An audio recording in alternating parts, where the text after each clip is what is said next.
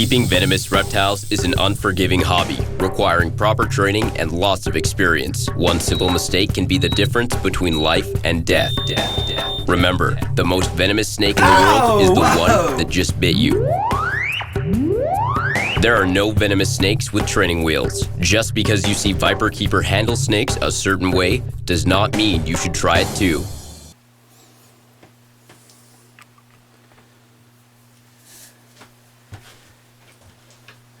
Well, howdy folks. Here we are back for more fun and games. Tonight, you'll get to see perhaps me bagging a very large Palestine viper by myself, which I assure you isn't the way I prefer to do it, but in this case it happens to be the way that it has to happen. So we're going to use a technique which I call walking the plank. And we have a snake bag here that the first 3 or 4 inches are on the tabletop, and then it falls over the side, and it's held in place by 2 pieces of tape.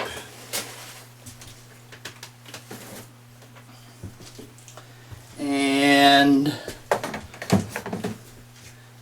the way things generally work, but not 100% of the time, because not everybody's gut reactions, not everybody's snake reactions are the same. Therefore, that makes it exciting and unpredictable, and it could even be somewhat interesting watching me get bit by a large Palestine viper, which I am told that that this Croatian antivenin I had for Macrovipera and Vipera species in the Mediterranean area works very well for those, but it's used for Palestine vipers. But I'd really rather not find out, but that's always a possibility when you do this. And I'm sure there'll be people out there who watched my latest FAQ update and is not terribly happy with me, but ask me if I care. That is my opinion. I am entitled to it, and that's the way it goes. It's my channel. Okay, so I think I have everything in place that I need to.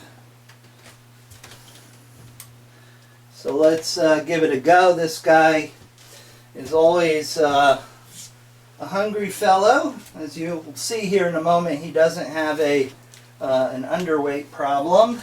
I've actually cut back his feeding since he was returned to me, which made him rather unhappy. He just got his customary drink of water before he walks the plank, and we will hook him out, and hopefully he'll go into the bag quietly, and it will be an uneventful task. So we will just go ahead and open this up and carefully hook the big boy out.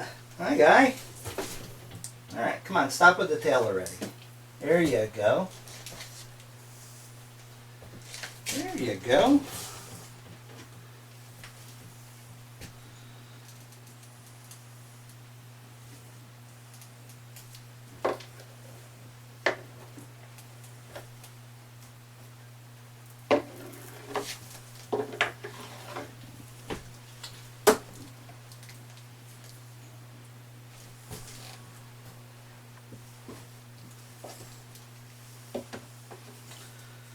This works very well for cobras, but maybe not for viperids. Yeah, he wants to go this way. So I can see we're going to have a flop here.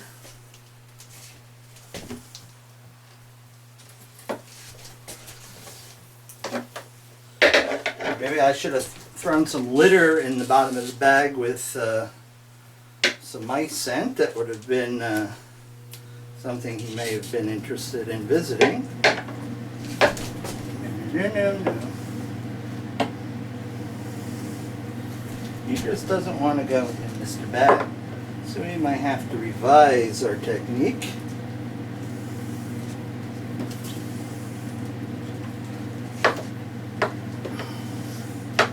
That's okay, I don't need that hook, you can take it from me. Because I have another one handy.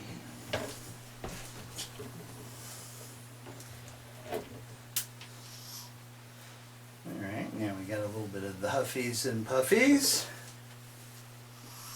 Yeah.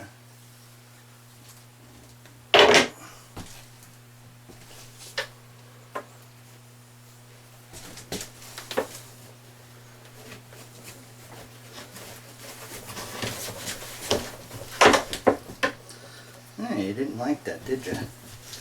Good tape. It held. He's a big boy. But I just wasn't quick enough.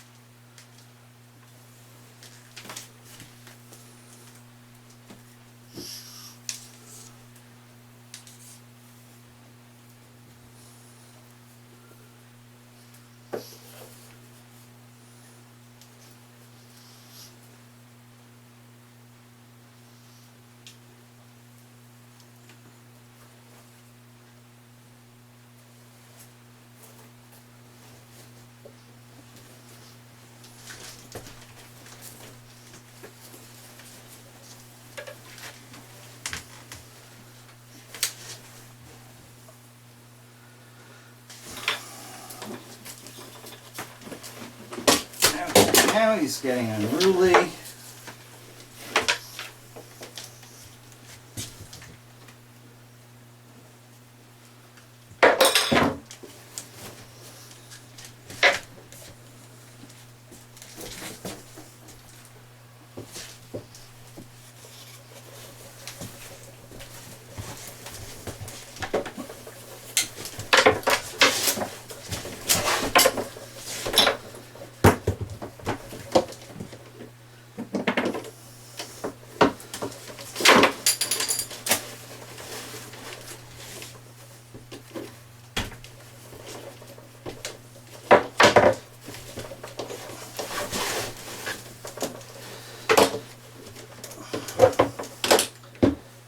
Okay.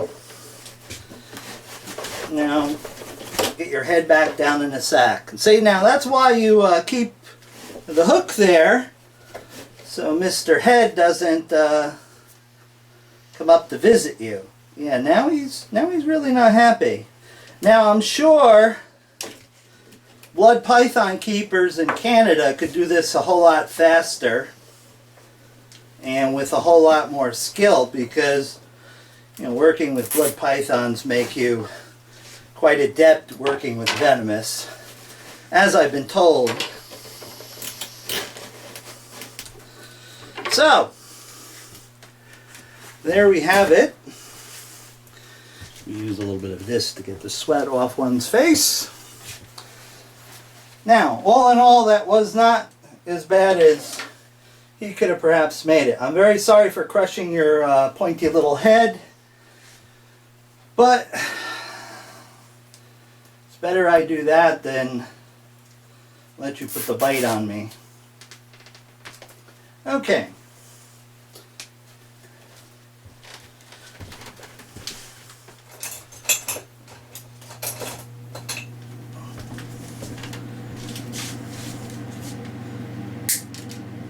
Shorten those up. Okay.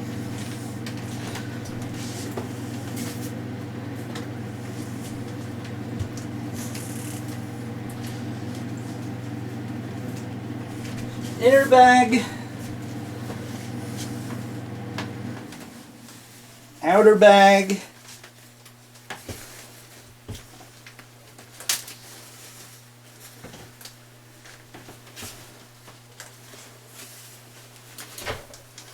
sorry.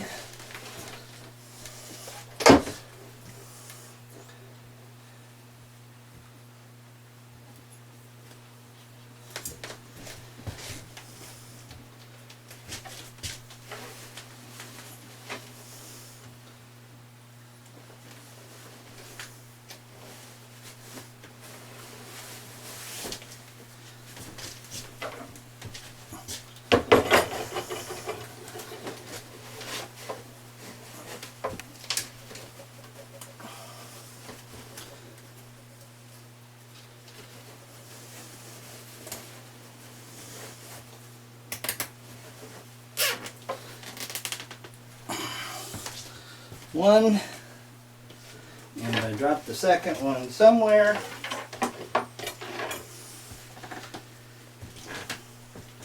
Since they're white nylon, they're a little tough to see. Subsequently, if you step around, you step on them.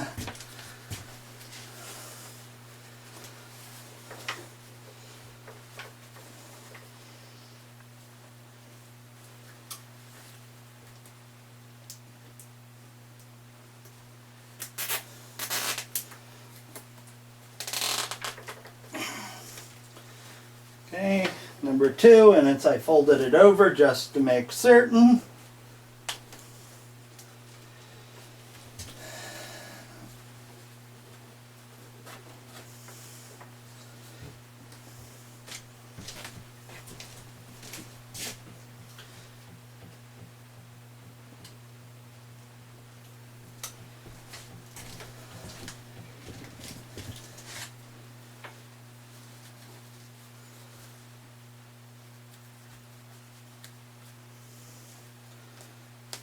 Palestine Viper sticker right there, and Mr. Big here goes into the box, which has been nicely prepared for him.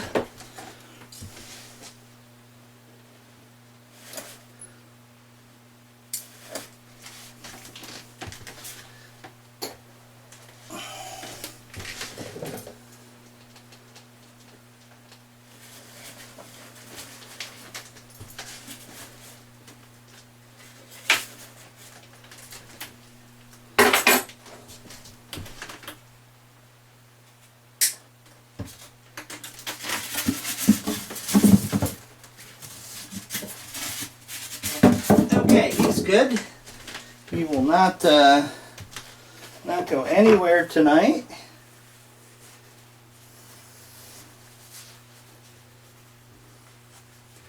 Okay, there you have it. You can never predict how easy or how difficult that task might be.